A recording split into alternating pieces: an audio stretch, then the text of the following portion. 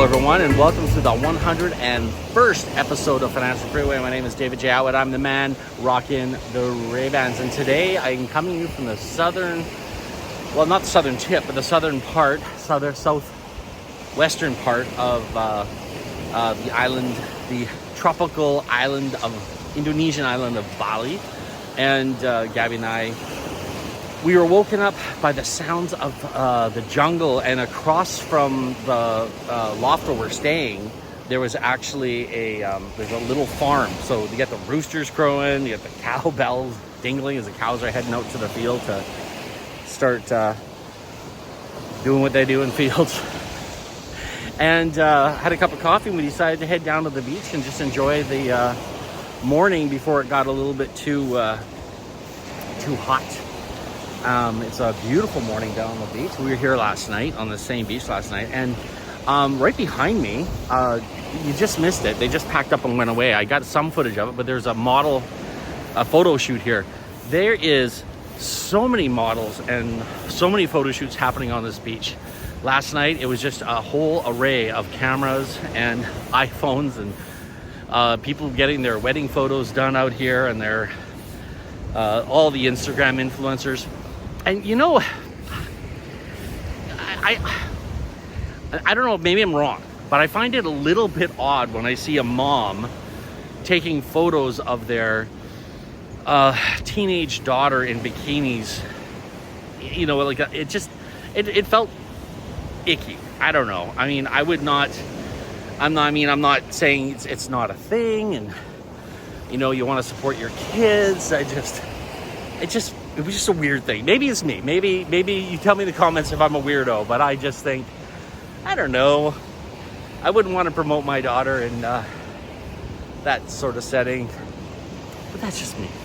That's just the way I think. Anyways, we are here on, I think, what are we, Monday, Tuesday? I think we're starting the third week. We just finished our second week here in Bali, and we're on our third week.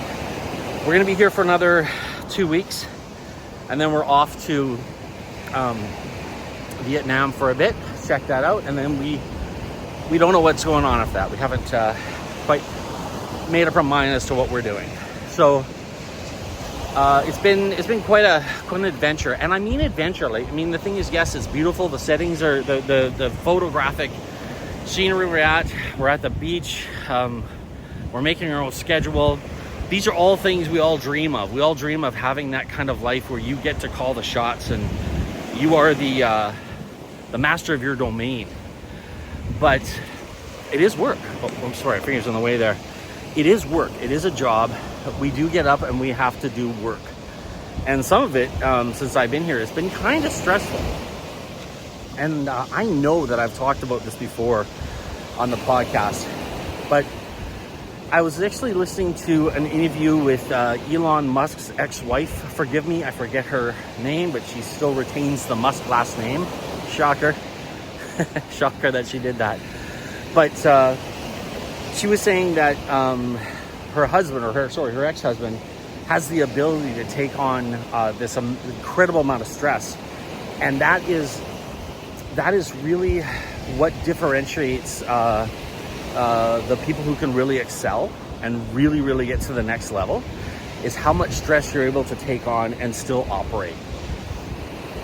I know myself, I get stressed out often, and in the past when I've owned business, I've been a business owner of some sort since I was a child. My first real business was a window cleaning business when I was I think it was 18 years old. I started it just walking around cleaning windows, and then when I was 23, I opened up my own optical store.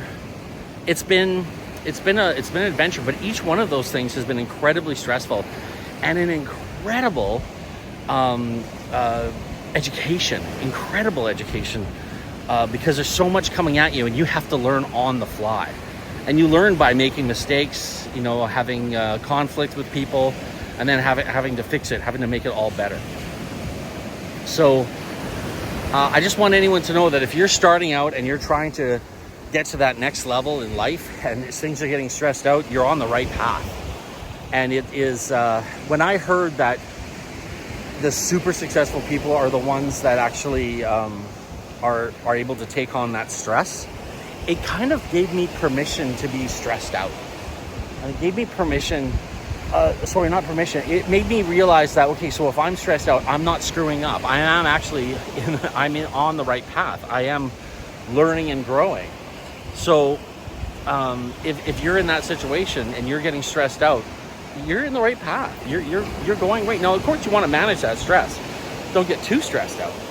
But just sometimes knowing that someone who you thought was better than you, who you weren't able to measure up to, was actually someone who actually going through the same things you might be going through as well. So it helped me, and I hope it helps you.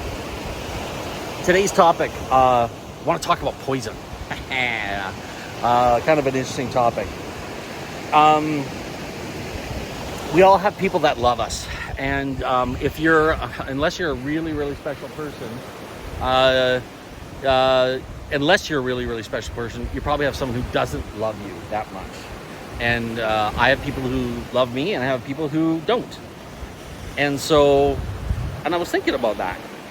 What if someone that really loved me and really, really wanted nothing but the best for me gave me some really bad advice? And I was thinking about poison. And the idea is that it's sorry, it's kind of rocky here. I'm a little careful here with my bare tootsies. If you have a cup of coffee, and this is how the example was told to me. You have a cup of coffee, and someone walks by and puts sugar in it. Your coffee tastes good. And you have a cup of coffee, and somebody walks by and drops a little bit of cyanide poisoning in there. You die. And it doesn't matter if someone who hates you puts sugar in your coffee, it's still going to taste great. And if someone who loves you puts poison in the coffee, by accident, of course, it's going to kill you. And it doesn't matter who puts that poison or sugar in your cup. It's the fact that it's poison and sugar. And I was thinking about that with how it relates to just advice.